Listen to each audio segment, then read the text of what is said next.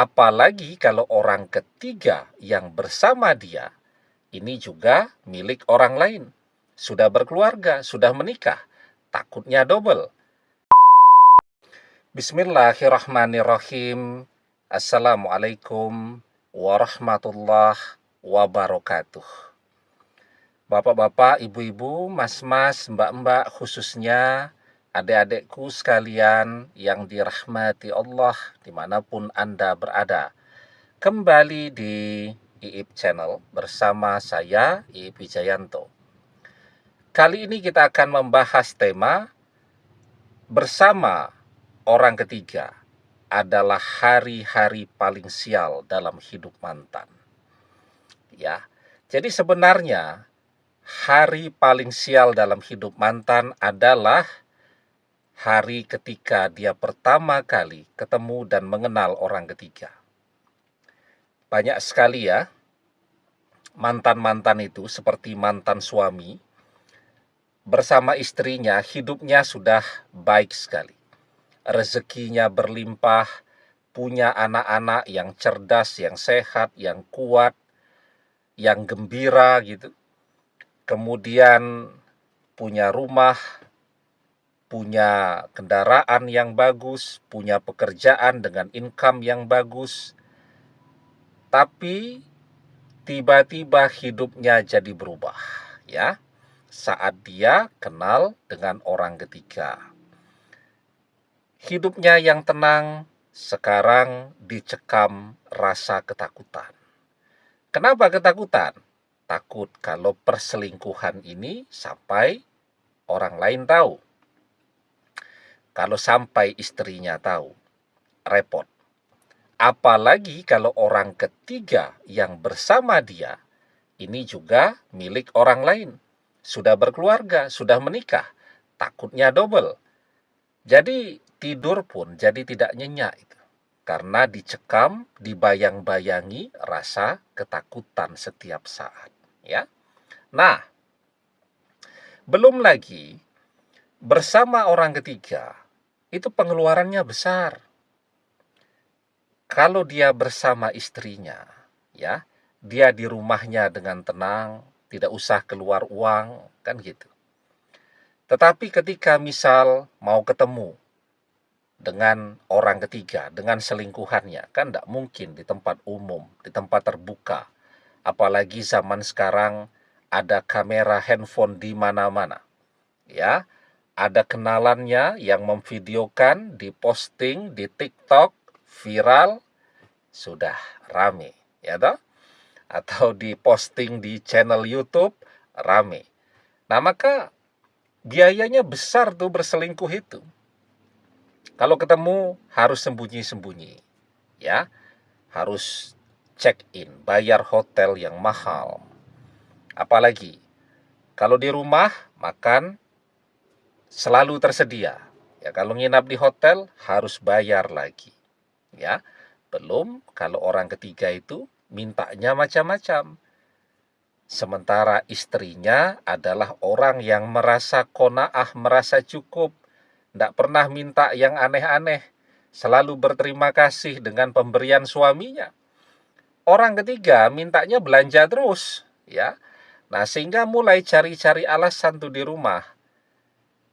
Ketika pendapatan tidak meningkat, tapi pengeluaran jadi 2 kali lipat.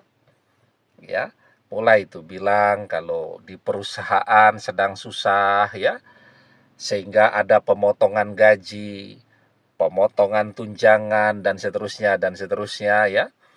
Sementara istrinya melihat, kok ini sekarang sibuk banget, biasanya jam 4 sore sudah pulang, sekarang paling cepat pulang jam 11 malam, tapi pendapatan jadi turun, kan gitu. Belum lagi kalau dulu handphone dibiarkan digeletakkan begitu saja, tidak ada ketakutan apapun. Tapi begitu handphone tadi menyimpan rahasia perselingkuhan, harus di passwordnya double-double. Ya. Belum lagi kalau kemudian sampai terjadi perceraian. Ya. Istrinya tahu, ya, tidak mau dia kalau dimadu. Bercerai. Perceraian. Nah, ketika dia bercerai, maka otomatis dia harus keluar dari rumahnya.